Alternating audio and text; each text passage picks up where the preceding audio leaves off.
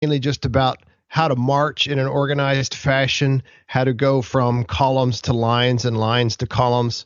In other words, they marched one way in columns, and then they would get into the battle and they deploy into lines. Vertical going to horizontal, basically, if that makes sense. Kind of like similar to the Civil War situation. And then, of course, they had to learn how to fire their weapons, which is very complicated. We'll talk about that later. But they didn't have a lot of physical training. So don't think about all the Vietnam movies you've seen, or at least like Full Metal Jacket, where the guys are, doing obstacle courses, jumping through tires and crawling commando style under a net and going on a monkey bars and things like that. No. They did almost no physical training. They didn't run. One thing I forgot to mention about regiments is that each regiment, we talked about, they had their own history. They also had their own distinctive color for lapels and cuffs. And they usually had the number of the regiment stamped on the buttons. And discipline, as I alluded to earlier, discipline was very strict. Very strict. I mean, you could be beaten or flogged for what we would consider today to be very trivial offenses. And you could get up to 1,000 lashes for some offenses. Can you imagine that, Scott? Yeah, how does that not kill you? I don't know. I really have no idea. I know one American commander that we'll talk about later, Daniel Morgan, when he was in the British Army during the French and Indian War, he claimed that he'd gotten, I think it was like one lash. They sentenced him to 300 lashes for some offense he had committed, but they only gave him $299, and he always used to say, "Well, I'm waiting for that one last lash." So that's the men and the discipline. There were capital offenses.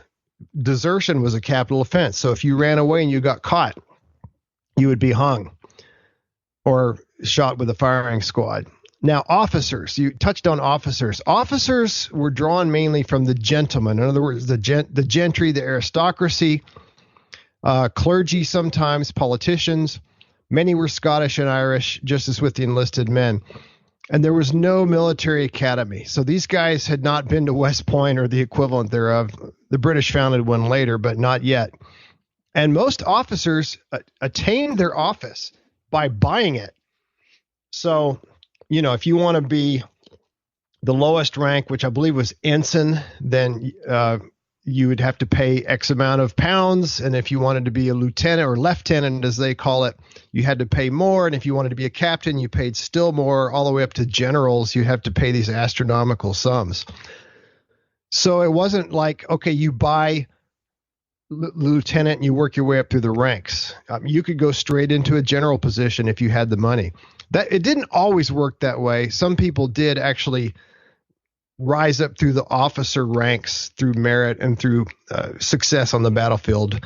But a lot of times you just could pay the price for whatever the rank was, and it didn't matter what your training or background was. So yeah, a lot of the officers were jackasses. They were total rookies who had no idea what they were doing. They just had the money to buy their position. It's interesting. We saw in the Civil War that there were some officers who very much lived up to having no experience whatsoever and crumbled, and their line fell apart when they came under any fire. But then there were many who really surprised us by learning quickly on the job. And one point there, and you can add to this, James, about the question of what would be the incentive if you're well enough to buy an office, which would be a lot of money once you get up to the higher ranks, but you have no experience whatsoever and you're really risking death. Why on earth would anyone do that? There's a lot of social prestige to being an officer. And to give an example, I read a wonderful book called A Sense of the World about a world explorer who was blind, but he served in the Navy during the period of the Revolutionary War, was an enlisted man, made it up to lieutenant, and for years, if not decades afterwards, he would wear his uniform around town. So that would immediately confer upon him privilege to say that this is a gentleman. People would immediately know it. He would be shown respect in society. So it's your one-way ticket. As long as you serve in the military, you don't die and return in reasonably good shape, you can rest on your laurels for a long time. So that would at least be one incentive. Can you think of any other reason? Well, yeah, and it's also a good stepping stone into politics. Just like it often has been in America. Same thing in Britain. If you were a famous general and you were successful, you might end up being in House of Commons, maybe the House of Lords, maybe even the cabinet, or maybe even prime minister. I know Wellington, the Duke of Wellington, who we talked about earlier, obviously he didn't fight in the American Revolution. He fought on the continent, but he did end up being prime minister. So it gives you, in addition to social prestige, it gives you political prestige. It can lead to financial benefits. It can even lead to being made a knight or a noble, a sir. Like William Howe is one general we'll talk about later. William Howe was elevated to the knighthood by King George, so he became Sir William Howe. And with that obviously often comes land grants and even estates and castles or palaces or whatever you call them. So yeah, there's all kinds of benefits from especially being an officer, not so much an enlisted man, but also you got a pension too. So an enlisted man could, if he survives, could get a pension. And as we just said, officers could get much, much more. Hey everyone, Scott here. We're going to take a very short break for a word from our sponsors.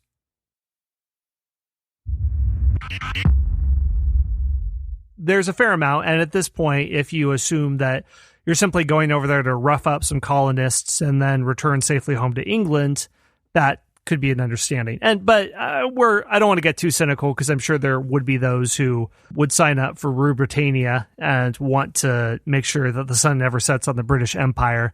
With fervent patriotism in there. So I don't want to be like this cynical guy who only sees the most base motives in whatever historical figures too. It always runs the gamut. Well, those are officers. How well were people equipped? You said people had to buy their own uniforms. So what did that look like? Well, the British Army was very well equipped in general. Now, the quality of the equipment at the enlisted level was not always the same as the quality for officers. But we'll talk about what they looked like first. Of course, everybody knows that the British had red uniforms at this time, red coats. They were called the red coats. So they would have a full body red wool coat. Wool is, it's very hot, although it breathes well too. And it if you sweat a lot, it ends up cooling you to a certain extent. It had a divided rear skirt and turned back cuffs. So the coat went all the way down to your knees and even lower sometimes. Underneath your coat, you would have a sleeveless white vest and white knee breeches. You would have a black three-cornered hat. And so that's what you looked like. As I mentioned earlier, your cuffs and lapels might be a different color depending on the regiment you're in, and your buttons might have your regiment number stamped on it. But the most important piece of equipment to every British soldier, and really Continental soldier too, we'll save the Continental ones for a little bit later, but the most important thing that a British soldier would have would be his gun, his rifle, which I shouldn't say rifle, let's say musket. They were not rifled for the most part. The primary weapon used by the British soldier was called the Brown Bess, a big, long brown gun with a wooden stock, mostly wooden body. The barrel was made out of metal, but and it was smooth bore. It was muzzle loading. It was a single shot. It was a flintlock, and it was a 75 caliber musket.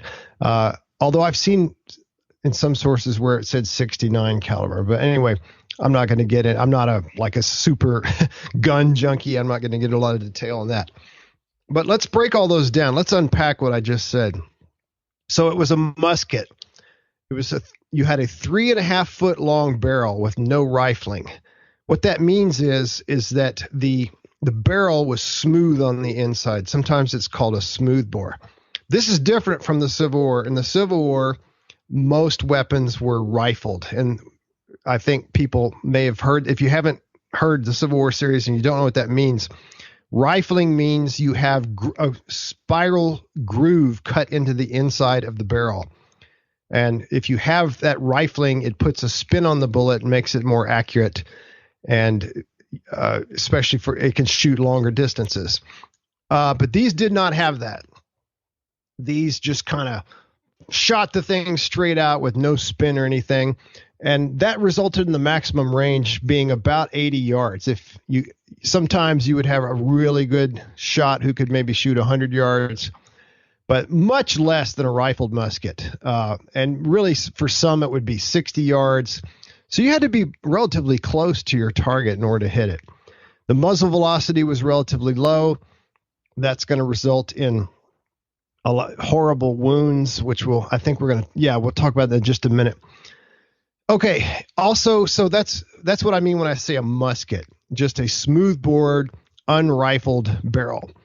It was muzzle loading. That means you had to load it from the muzzle, the business end, and it wasn't breech loading. You didn't load it in the back by where the trigger is. You load it at the very end. It was 75 caliber or 69. The ball was totally round. I'm not going to say perfectly round because they probably didn't make very many perfectly round ones, but it was supposed to be round. It was 1/2 inch in diameter.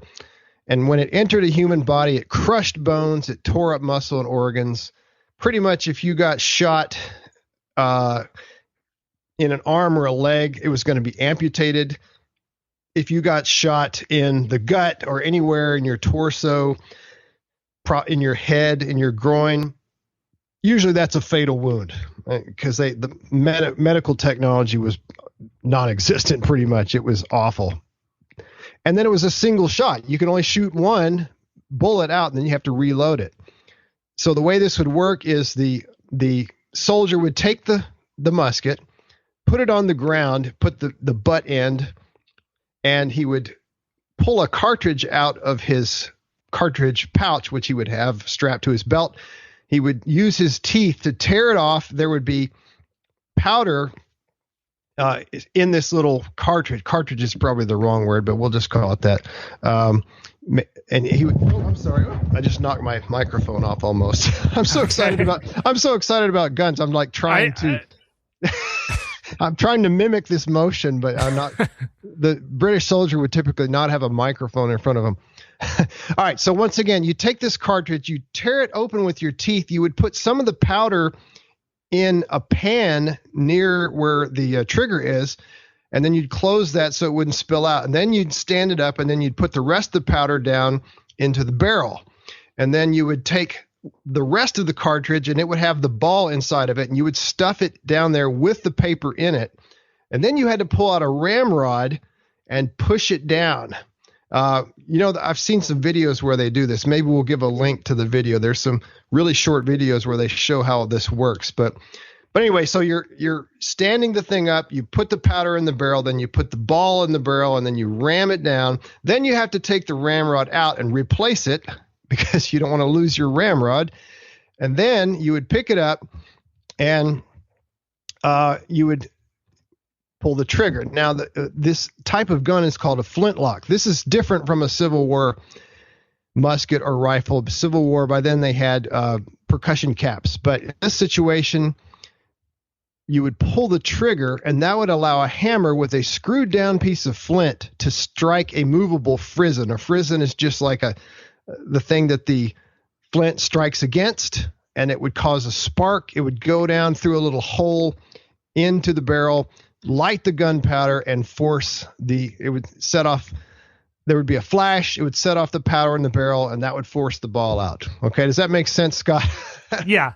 Sure. Good job with the description. I mean, that's hard to articulate with words without just seeing a picture. It's more complicated process than a Civil War rifle, which that was complicated too. But and a good soldier could get off about 3 shots a minute, maybe 4 if they were really fast. Okay, well, I'm curious about that because, James, you'll be very glad to know that I did watch Glory, the Civil War movie with Matthew Broderick in it. Oh, we can still be friends then. Okay. Yeah, if all of you have listened to the Civil War series, we mentioned that there was a drinking game where whenever James mentioned a movie or when I mentioned Napoleon or Napoleonic tactics, which, hey, this is around the time of Napoleon, so don't worry, you're going to get a drink of your mash or your rum if you want to. But anyway, here's always just a little kid when all this is going on right now. So, and there's not very many good movies about the Revolution. So here's my question. Matthew Broderick actually quotes in that movie that a good soldier can get off 3 shots in a minute. And if I remember our discussion correctly, those numbers were accurate. I mean, that would be a very basic thing to screw up for a film. So if that is accurate, why is there not an